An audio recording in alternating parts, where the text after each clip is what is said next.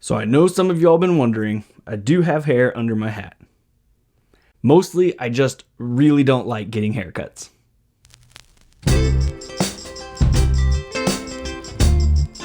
Hey everybody, welcome back to the Wealthy Idiot Show. My name's AJ, and this is my show.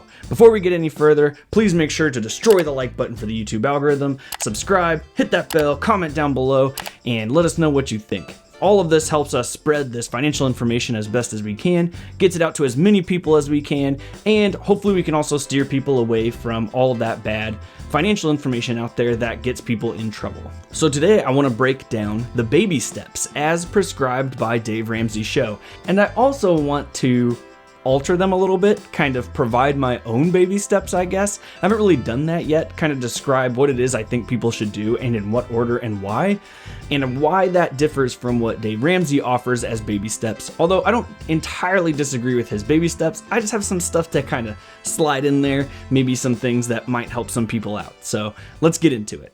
So for starters, let me break down Dave Ramsey's baby steps and explain to you why they exist, and then we'll talk about why I think we should alter them, and I'll go over the ones that I propose. So baby step number 1 for Dave Ramsey is to have a $1,000 emergency fund. I think he proposes such a small emergency fund because he's trying to suggest that you should get to paying off that debt quicker. Don't waste as much time building that emergency fund. And it also kind of puts a little bit of urgency underneath you where you're thinking like, I got to pay this debt off because if I don't, we're in trouble if something does occur. Baby step number 2 is pay off all your debt except for your mortgage using the debt snowball. Now, this is an interesting thought, and it's something that I hadn't considered before watching Dave Ramsey. He suggests paying off debt in the smallest debt first and then going from there, then getting the bigger one and bigger one. And his concept is once you free up that money from the payments you're making on the smaller debt, you can use that money on the bigger debt.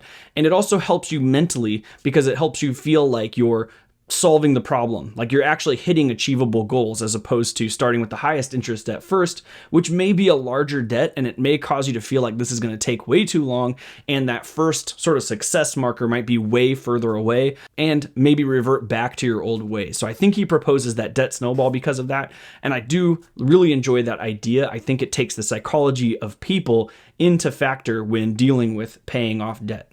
The next baby step is to get to 3 to 6 months worth of expenses. So now that you got your debt paid off, now you build a larger emergency fund, and I think that this is important. We never know when something is going to happen, and we want to make sure that we're saving money, but we don't want to actually save money in cash. Cash loses value really quickly. So what he's saying here is hold on to an emergency fund, maybe put it into a high yield savings account, something that produces at least the highest interest rate you can for a savings account, and only use that in case of extreme emergencies. So like hospitals, loss of job, etc. And it kind of gives you a buffer in case something happens, makes you feel a little bit more relaxed. If you put all that money into investments and then something bad happens to you when the market collapses and you're trying to withdraw it after you've taken huge losses, that could be real detrimental. Whenever the market crashes, we don't want to withdraw any money out of the market. We want to leave it in there because the only people who experience losses are those who take those losses out when the market is down.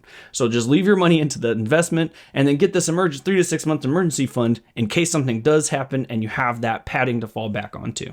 Next, he recommends saving 15% for retirement. 15% is kind of the industry go-to for what you should be saving for retirement. And he recommends that you put that into your 401k because of the employee match, maybe a Roth IRA, and start putting it into retirement funds itself that penalize you from trying to take it out too early. I think that helps prevent people from like trying to use it in cases that aren't really absolute emergencies that they have to take it out for. If you have to save 6 months to buy that new boat, as opposed to taking a huge tax burden when you pull money out of a 401k, you might be more interested in saving 6 months to get that boat. And it kind of prevents you from touching that. 15% being the industry standard is just a good sort of baseline indicator of where you should start investing money in order to make sure that you're ready for retirement at some point. Next, he recommends investing money in a college fund for your children. And this helps prevent tax burdens on that money. It allows that money to grow. It gives them options when they get to college. And you don't have to be terribly wealthy to start this, especially if you start it while they're still young and you're just consistently putting a little bit in. By the time they hit college, it will have grown to a significant enough amount, and all of those gains are tax-free, as long as they're used for education. So putting it into something like a 529 will help you benefit, and it'll prepare your kids for college, and it'll help their future as well. Baby step number 6. Now he recommends paying off your mortgage. Get your mortgage paid off so you have no more mortgage and you can be completely debt free. You don't have any payments to anyone. And now, step number 7, you take all that money and you start investing it into the markets and you grow over time. And then now you can start focus on building wealth. And then he tells you, go to a SmartVestor Pro. That guy will tell you how to actually invest that money because we don't want to make recommendations on TV or radio. And I think that's pretty accurate. If you notice, I don't say often, hey, you should go put your money in X. Most of the time I say I'm doing X, and I encourage people to do smart things with their money like I'm doing with my money, and I try to remove myself from that liability there. He kind of does that here too, where he says, hey, now just go get wealthy, invest your money, and then you can live your life. And at some point you plan for that retirement, and those SmartVestor Pros will help you get there. All right, so we broke down Dave Ramsey's baby steps, and I think it's missing some really important and critical components that are needed in order to get you to be successful. I was thinking about it the other day, and I thought Dave Ramsey kind of plays two sides of the debate. So one is the fear side, and I think the fear side is something that is healthy. Like, we should have a healthy fear of making bad decisions around finances, including debt. And he tells you, hey, look, things are going to be bad if you don't figure this out. You need to figure this out. I think that's okay. The next thing he tells you is, hey, follow these baby steps, and then you will be okay for the rest of your life. I think that's okay too, but that wasn't enough to motivate me to go into the next step. I wasn't interested in just being okay for the rest of my life, or even like buying a home that I'm just going to retire in someday. Just kind of seemed a little bit mediocre to me. Like, everybody is just like, the path you're supposed to take is make sure you have no debt, buy a home and pay it off, have a job until you're 67, which is like the current retirement age, and then retire and live in that home and have a moderate income for the rest of your life. That's about the same as what your job paid. And, that's about it. That's the American dream.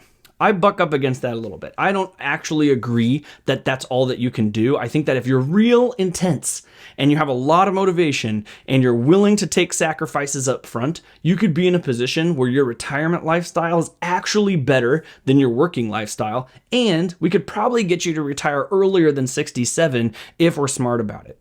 And once I sort of opened my eyes to that concept, like, hey, we can do better than just average or just okay. We can be actually wealthy on the small incomes that we have, then we should take advantage of that, and we should start jumping into that so that we can have good lifestyles. And like Dave says, when we get to that point where we're starting to withdraw that money and it's more than we actually need to survive, now we have extra to give and we can live and give like nobody else. So let's get into my baby steps and how I altered what Dave Ramsey's doing. So I propose in baby step number 1, figure out what your net worth is. First and foremost, understanding what net worth is and how to calculate it, I think, is of great importance in this process, because you want to start getting of the mindset that you're growing that net worth number instead of just like, we need to pay off debt and then we need to start saving money and we don't really know what that means. When you finally understand what net worth is, you understand investments and growth over time, and you understand compound interest against that, your mindset shifts to start thinking about, how do I get this net worth number up? Because that's the number that actually defines what it is that you're worth. So when we talk about like Jeff Bezos is worth $100 billion, we don't mean Jeff Bezos is sitting on $100 billion in cash. We don't mean that he has like gold underneath his mattress, or even that the cash lives inside of a bank account. What we mean is that if he was to sell everything he owned, including the businesses he owned, he would be worth $100 billion. You need to understand your same number, because now it changes the actions that you're going to take in order to get this number to grow. A lot of us start off negative, so you don't have a whole lot of assets. Maybe you got some kind of vehicle, maybe you have a house, which would be nice, and maybe you have a couple of high-end things that you could sell, like TVs maybe. And then after that, we probably have a bunch of debt, car loan, mortgage, credit cards, and that's dragging our net worth number down. So if your net worth is below 0, the next goal is to get it to 0 and then start looking how to get it past 0. And if your net worth is above 0, we're looking to grow that net worth number as fast as we possibly can. Step number 2 that I propose is, and these are both before like Dave Ramsey's first $1,000 step. Step 2 is find a balanced lifestyle. So here's the real struggle with most of us, and I struggled with this for a great amount of time as well. Our lifestyle is here, our income is here. Or in some cases, our lifestyle is here and our income is here. We need to find a lifestyle that we're happy with that's below that income amount. And in order to do that, it's going to take some sacrifice, and it's also going to take some creativity. So I proposed in a few videos that we can do things like add more income. That will help so that our lifestyle is no longer above our income. Things like side hustles, drive Uber, etc. We could find ways to reduce expenses, like finding cheaper insurance, reducing subscriptions, and we covered that in another video as well, how to make sure that our expenses are actually lower. And lastly, sometimes we got to get a little bit creative. A lot of our money goes to entertainment, even food, eating out. Finding ways to solve that problem by reducing costs so that we have a happy lifestyle that we're good with, where we don't feel like we need to be spending money to be happier, but is also significantly lower than our income, is the next step. One of the things that I did when my wife and I first got married is that we agreed that we wouldn't really do a whole lot of anything the first 2 months that we were married. We would focus on growing our house. We would find cheap entertainment or free entertainment, like going to the parks, watching the shows that we have here at home. And that kind of gave us a balance of like, okay, we know how much it costs to survive now, and then we can adjust our budget to ensure that it's matching. And then we can also adjust it in terms of like, okay, well, we notice that we're spending this much when we don't do anything. We have a little bit of buffer room here we can use on things like entertainment or going out to eat, etc. So now that you found that lifestyle and you actually have a buffer, the next thing that you need to do is find an emergency fund. I disagree with Dave on this one a little bit. I don't like the $1,000 idea. First of all, the $1,000 in some places in the United States is significantly less money than $1,000 in other places. In some places in this country, $1,000 might cover your mortgage payment, and in other places, it might not cover your living expenses for a few days. So having $1,000 is different for everybody. And I think that you have to decide for yourself what it is that you need to feel safe and secure. As we're heading into a possible recession, something that may cause a lot of layoffs as we're seeing, getting this emergency fund to be high, I think is a higher priority than anything else.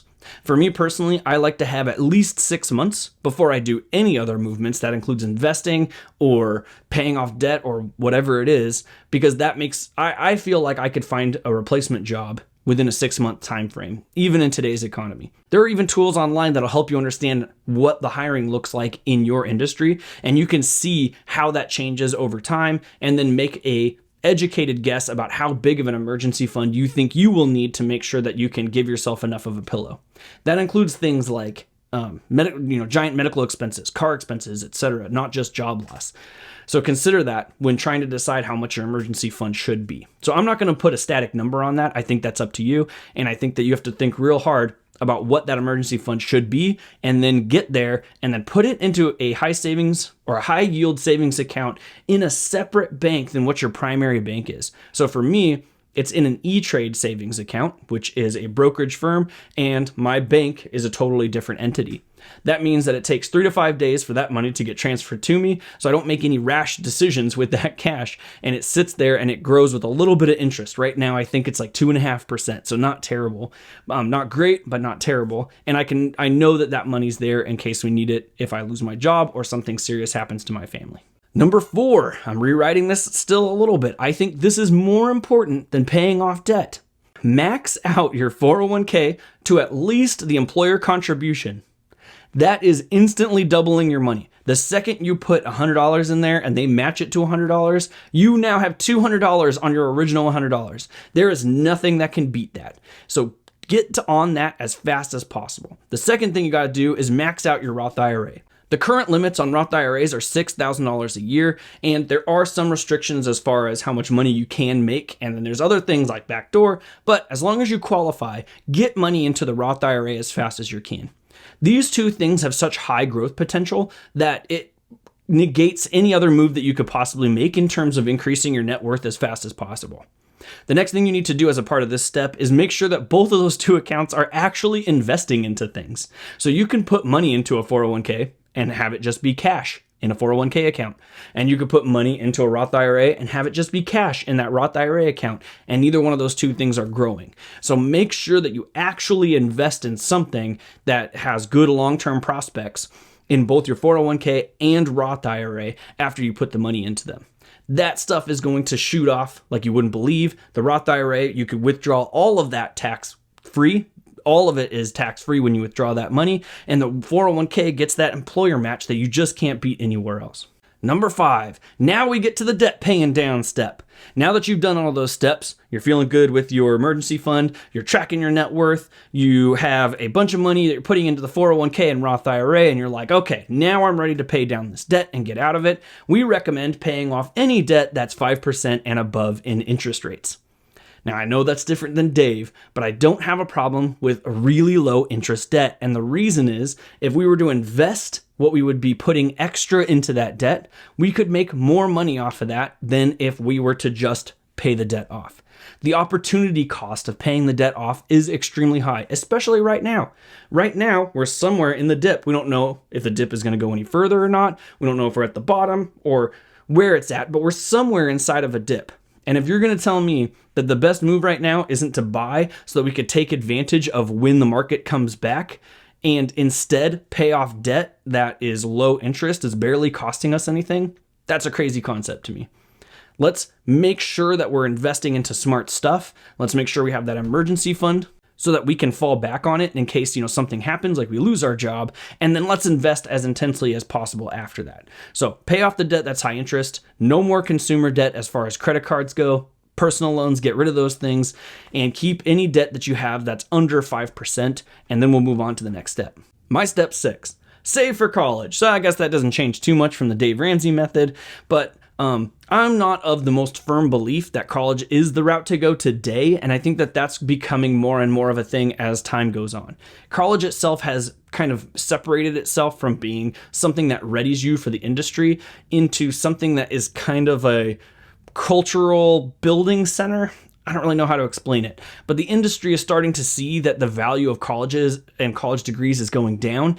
It's starting to increase its value in things like coding boot camps or other occupation-specific schools.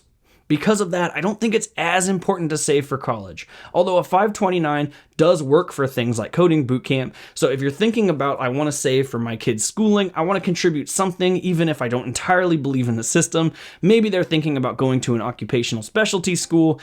Putting your money in a 529 is a safe bet. It's tax-free on withdrawal as long as that money is going to towards qualifying educational expenses.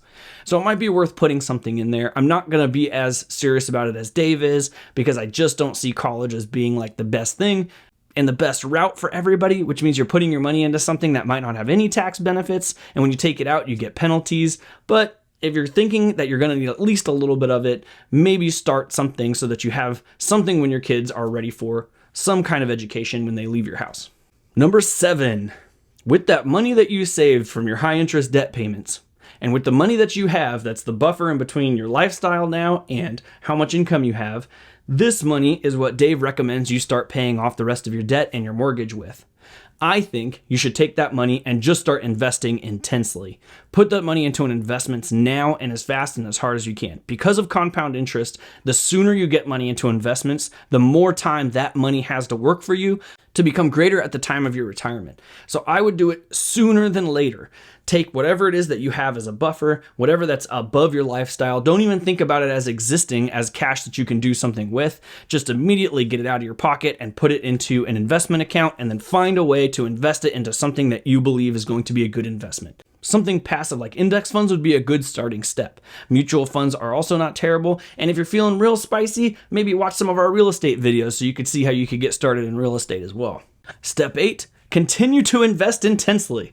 I know we got 2 steps that are basically the same, but now this is, as you get raises, you find more income, you're going to notice as you get to this step that you're going to look for new ways to invest more. So you're going to look for more income. You're going to look for ways to save money in order to get more into investments. Because once you start noticing that this works, then your mind starts going crazy to try and find new ways to make this more impactful.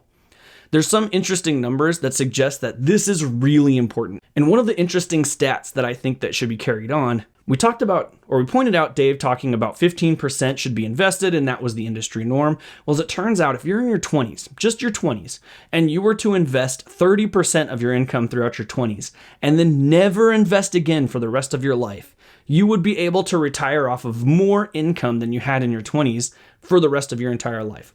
30%. So it just seems like that 30% number is pretty strong. So let's say we could get 30%, and let's say that's not very much money, because in your 20s, you're not making as much money as you will in your 30s or your 40s, etc.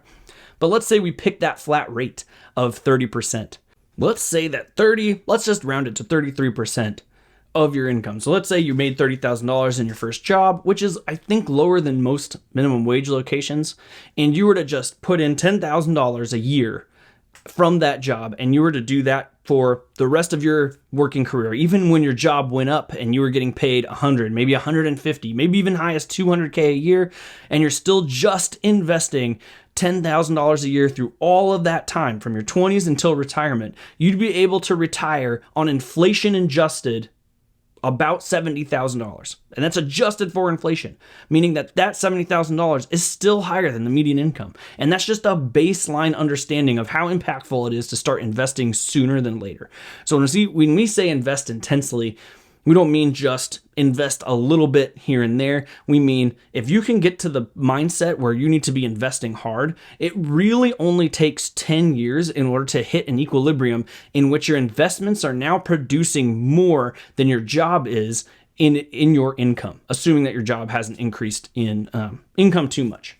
And what that means is that you could be living off of the growth and the appreciation as opposed to your job, and your job is now just in a vehicle for creating more investment income. Once you understand this concept, it really changes the game in terms of knowing that you can build serious wealth, even if you're just an ordinary person just working an ordinary job. You can build serious wealth that'll get you to the point of having a nice house, having nice cars, being able to go out and do what you want, travel the world. And I understand that it's a little bit later in your life, but maybe you can retire early and be able to give more money than you ever would have been able to give before you found this channel and started watching The Wealthy Idiots. So those are my revisions on the baby steps. Hopefully you gleaned some good information out of this. I want everybody who's watching this to understand that it is possible for you to be on the wealthier side of living, including inflation adjusted numbers. It's just a matter of knowing what to do and how to build that net worth number until you get to that point where you're ready to retire. We're providing as many tools on this channel as we possibly can, including on our website, we have a calculator to help you understand compound interest and mortgage calculator. We have articles where we're explaining things like how to save money on taxes. We even explain how to measure how well you're doing in terms of the 4% rule, and we're going to help with what to invest in so that you understand the impact of where you're putting your money. So if you learned something here today, please throw a thumbs up. If you got any questions, comment down below and we'll answer them as soon as we possibly can. I appreciate all you guys for stopping by, and I'll see you guys next time.